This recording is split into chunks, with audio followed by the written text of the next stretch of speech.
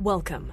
You're listening to the Malcontent News Russia-Ukraine War podcast, the show that cuts through the fog of war and updates you about the ongoing conflict in Ukraine.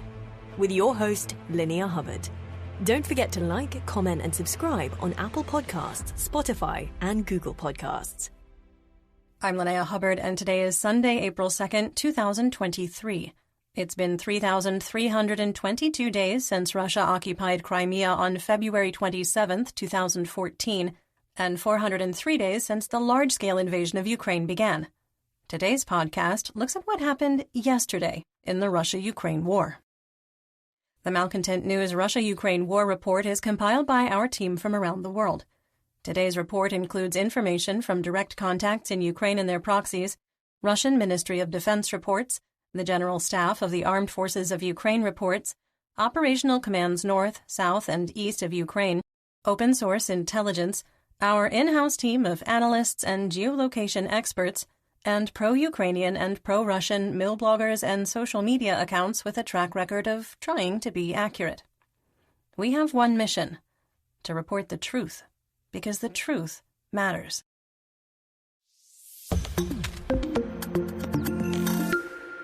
Let's start with our assessment of the current status of the war. First, the United Kingdom Ministry of Defense Intelligence Directorate validated our earlier assessment that the Russian winter offensive campaign has culminated and ended in failure. Second, we maintain that the Russian Federation armed forces are combat ineffective and, beyond Bakhmut, are only capable of point and localized attacks. Third, we maintain that the Ukrainian defense of Bakhmut remains in a critical state and is fluid, though with defensive lines protecting the ground line of communication, called a GLOC, that's a supply line, stabilized. Fourth, we maintain that short of using chemical, biological, radiological, or nuclear, also called CBRN, weapons, the Russian military will continue doing everything possible to capture Bakhmut, regardless of the cost. Fifth, we maintain that Russian forces are experiencing a theater-wide shortage of non-precision artillery munitions. Sixth, we maintain the risk of a nuclear accident due to the de-energization of Ukraine's electrical grid remains as long as the Russian Ministry of Defense, or MOD, continues to target Ukraine's power industry. And finally, we maintain that the Kremlin is actively interfering with the governments of Moldova and Georgia to derail the European Union membership accession process and destabilize their current governments.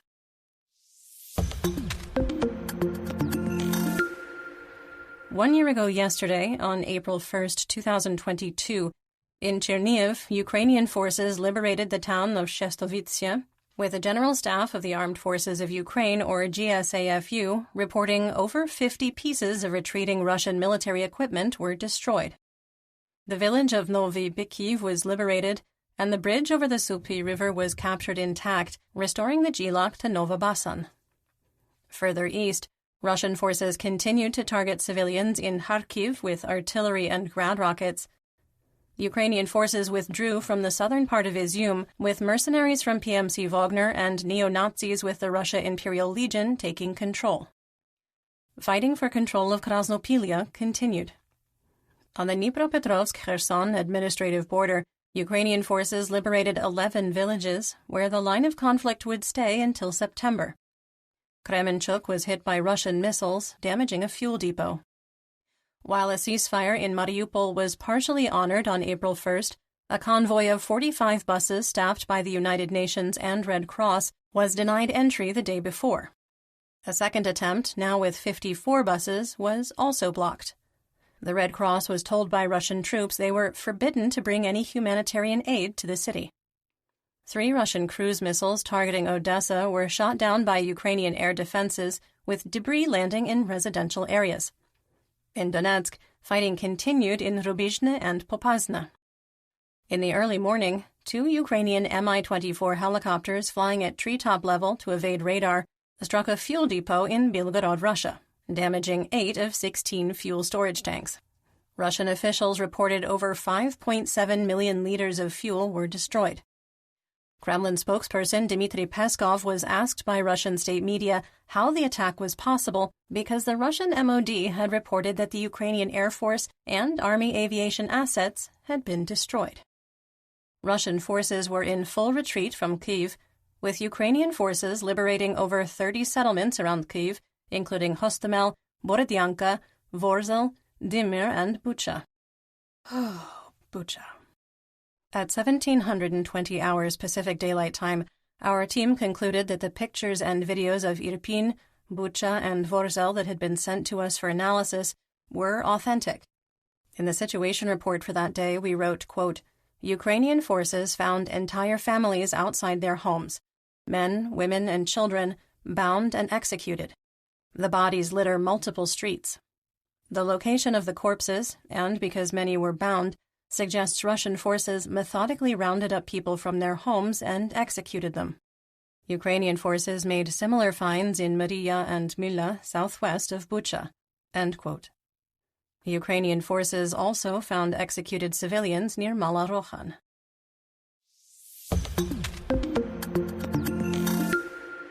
Let's get some regional updates, starting with Kharkiv.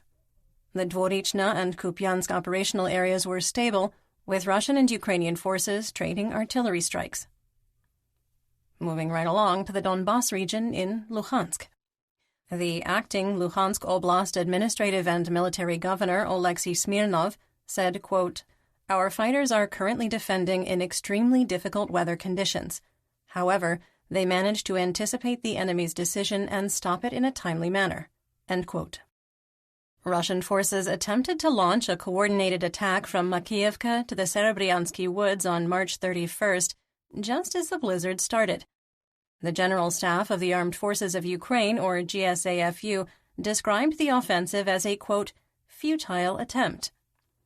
We can't assess if Russian forces were attempting to take advantage of the weather, improve positions before Bezdorija set in after the blizzard, or were ordered to follow a battle plan despite the impending and incredibly well-forecasted storm system. In the Svatova operational area, the GSAFU and the Russian MOD reported that Novoselivsk was shelled on March 31st and April 1st. The GSAFU and Russian mercenary mill blogger Wargonzo reported that Russian forces attempted to advance on Stelmakhivka on March 31st and April 1st, and failed. In the Kremina operational area, the failed blizzard offensive tried to advance on Makiivka and Nevske, and from Ploshanka and Chervonopopivka. Russian forces also attempted to advance from the forested areas and tree lines west of Kremina toward Terny on March 31st, also without success.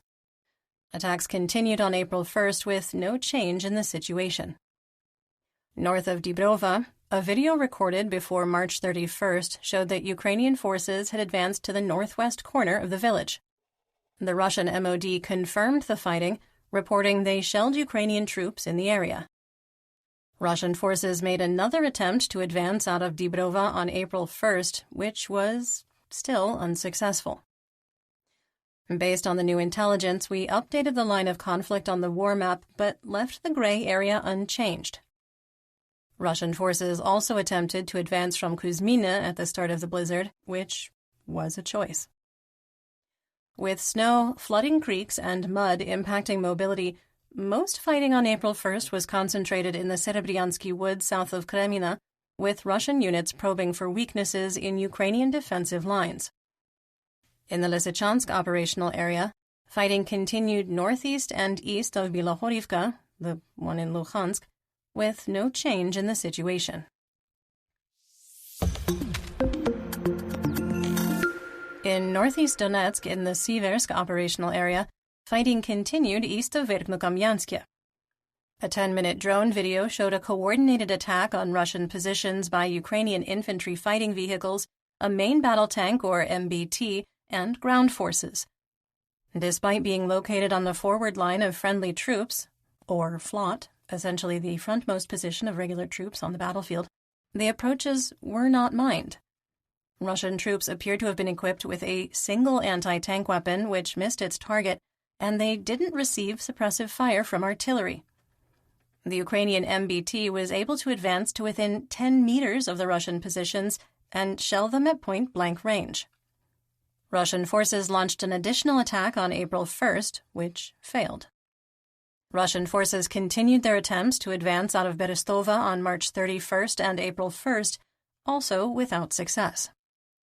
In the Bakhmut operational area, Ukrainian Deputy Minister of Defense Hanna Maliar wrote, quote, "In Bakhmut, time plays against the enemy. The competent actions of our command in the Bakhmut direction and the courage of the fighters made these long battles the most expensive for the enemy," she means Russia, "during the full-scale invasion. After all the time, weapons, equipment, and the huge number of casualties spent by the enemy," again Russia, "on the capture of Bakhmut, it does not justify the actions from the point of view of military expediency. However, the enemy does not abandon his plans, follows principles, and raised the stakes to his own detriment. This is very Russian logic which cannot be understood." End quote. Through the severe weather on March 31st, the heaviest fighting in Ukraine was in the urban areas of Bakhmut. Russian forces launched 22 attacks in the Bakhmut operational area on March 31st and 24 on April 1st. North of Bakhmut, Russian and Ukrainian sources reported continued fighting in the area of Orikhovo-Vasilievka, with no change in the situation. New videos from Russian sources confirmed the line of conflict has not moved near Bogdanivka, with PMC Wagner launching new attacks on April 1st, which failed. Wargonzo reported PMC Wagner tried to advance on Chromove on March 31st and was unsuccessful.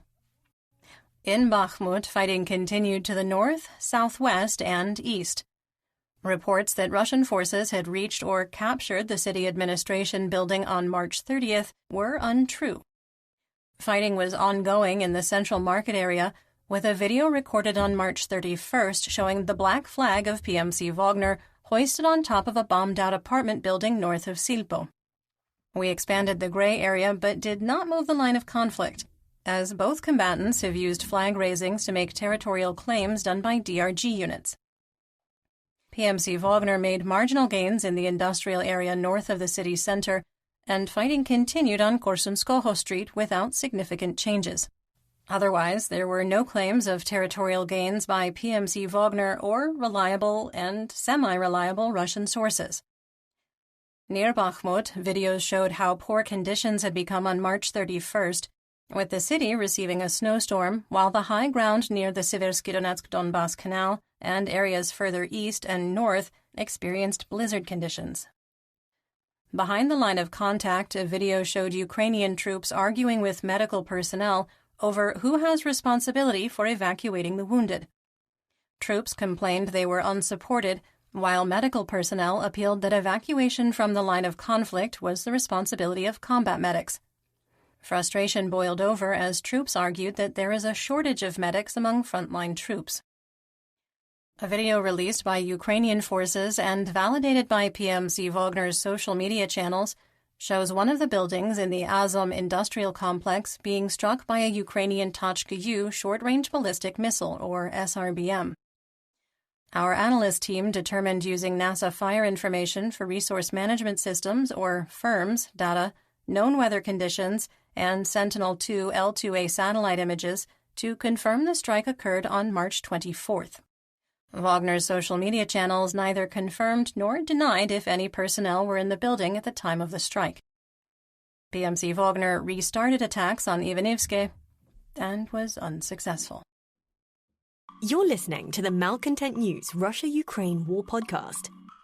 Our team of journalists, researchers, and analysts is funded by readers, listeners, and viewers just like you. To support independent journalism, please consider becoming a patron. You can find us on patreon.com/Malcontent News. In southwest Donetsk, the commander of the operational and strategic grouping of the Tavria forces, Ukrainian Brigadier General Oleksandr Tarnavsky, reported, quote, "The enemy," he means Russia, "does not stop trying to surround Avdiivka. He uses the assault groups of the Wagner PMC, bombards the city with artillery and aviation, and uses armored vehicles in attempts to break through the defense of our troops." End quote. Over the past week, both Russian and Ukrainian sources have claimed that PMC Wagner is fighting in the Avdiivka operational area, which Yevgeny Prigozhin denies. On March 31st, due to poor weather, there were only touches, artillery exchanges, and harassing attacks in the Avdiivka operational area, including Novokalanove, Keramik, Novobakhmutivka, Krasnohorivka, Stepova, Avdiivka, Sieverne, Vodiana, and Pervomaisky, and in the Marinka operational area at the other Krasnohorivka. Snowmelt has been rapid in this area, with fighting intensity increasing. Organzo wrote that Russian forces attempted to, quote, advance to Novobakhmutivka, hinting that Ukrainian forces may have regained additional territory. Although the GSAFU reported successfully repulsing an attack in the area of the settlement, there aren't pictures or videos to prove there's been a change in territorial control, so we didn't update the map. South of Krasnohorivka, a video showed Russian troops were staged on a low-head dam on the western edge of Vesele. Based on this new intelligence, we did update the map. Organzo claimed that Russian attempts to advance on Keramik and Stepova were unsuccessful. Russian forces continued point attacks on the edges of Avdiivka on April 1st, including near Opitne, Spartak, Kashtanove, and Krutabalka, without success. We had reported earlier that, despite the continuous attacks, there were still 6 children in Avdiivka that Ukrainian officials were preparing to evacuate, by force if necessary. On March 30th, Ukrainian police tried to convince a mother with a 5-month-old baby they had to leave because the city is a designated red zone. Part of the conversation, spoken in Russian, was recorded by Ukrainian police, with the woman arguing that they signed the August 2, 2022 waivers of personal responsibility, there wasn't an urgency to evacuate until now, and expressed concern about the family's cattle. Police appealed to her to think of her child, to no avail. The same evening, the area was hit by a Russian airstrike, killing the woman's grandmother and the 5-month-old infant. South of Avdiivka, the 1st Army Corps continued attempts to advance on Sieverne without success. Fighting was reported, quote, in the area of Vodiana, and Russian forces continued to attempt to push into Pervomaisky from Pisky without success. In the Marinka operational area, Russian forces continued attempts to advance on Krasnohorivka without success. Fighting in the former central district of Marinka continued with no changes. A video from Ukrainian forces recorded before the snowstorm showed a Russian tank cooking its ammunition off, eventually tossing its turret. Social media reports claimed that a Russian ammunition depot in Andriivka was destroyed. We could not, however, independently verify the reports. Around Mariupol, a video showed that reports of explosions and plumes of smoke in the fields around the city are likely due to the ongoing construction of static fortifications.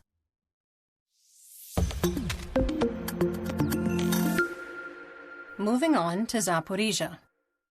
The Zaporizhia Regional Military Administration reported 104 Russian fire missions on March 31st and 64 on April 1st, along the entire line of conflict using tanks, multiple launch rocket systems, and artillery. There was no update on the status of the Zaporizhia nuclear power plant.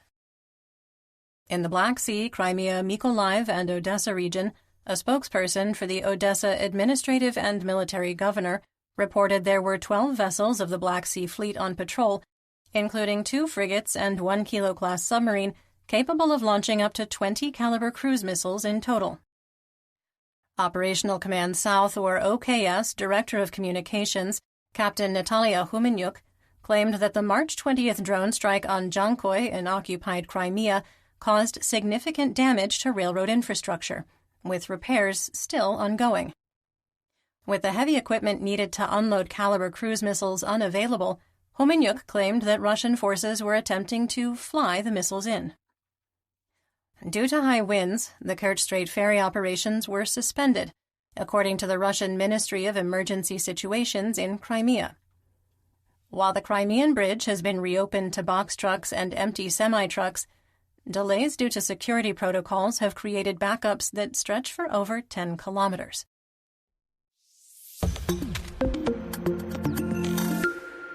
In western and central Ukraine, in Kherson, Russian and Ukrainian forces fired on each other's positions across the Dnipro River. Russian forces completed 54 fire missions on March 31st and 60 on April 1st. On Saturday, Russian forces fired 290 artillery rounds, mortars, rockets, and indirect tank fire, attacking the city of Kherson 6 times, killing 1 and wounding 2. On March 31st, Russian troops fired on a pleasure craft with civilians on board fleeing from the occupied territories. Local officials reported, quote, "They sailed from dachas on the left bank of the Dnipro River. According to preliminary reports, 2 people were injured." End quote. Somewhere in the Kherson region, local residents reported to the police they had found an unexploded Russian Fab 500 bomb. Explosive Ordnance Disposal, or EOD, experts were deployed to the scene, relocating the bomb, and, if you watch the video, you'll see they had a lot of fun solving the problem. Overnight on April 1st, video recorded large explosions near Kherson, which is now being repeatedly attacked by Russian Fab 500 JDAM ER bombs. The blast size and type were inconsistent with an S-300 anti-aircraft missile used for a ground attack, a Shahed 136 kamikaze drone, or rocket artillery systems. Russian forces continue to attack Berislav, targeting civilians and civilian infrastructure. An electrical substation was destroyed, knocking out power to several settlements in the rayon. In the area of Nova Kakhovka, a Russian ammunition depot was destroyed, with the sound of cooking off ammunition lasting for over 30 minutes. In Lviv, a grenade killed 1 and wounded another, the second such incident in the western Ukraine city in the last 3 months. Local officials reported, quote, "A hand grenade, probably an RGN, exploded in an apartment building on Zamarstynivska Street in Lviv. As a result of the explosion, a guest, a 44-year-old resident of Chernihiv, died of his injuries on the spot, and the owner of the apartment, a 52-year-old resident of Lviv, was hospitalized with serious injuries." End quote. A criminal investigation has been opened.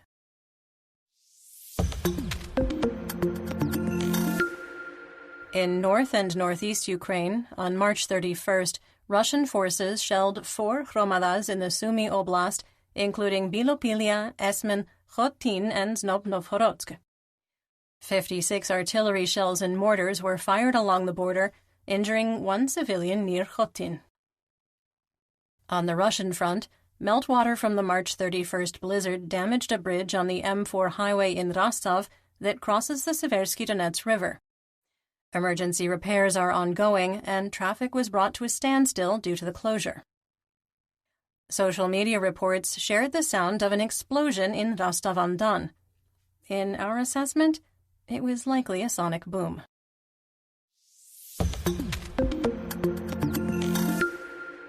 Let's talk about developments theater-wide and outside Ukraine.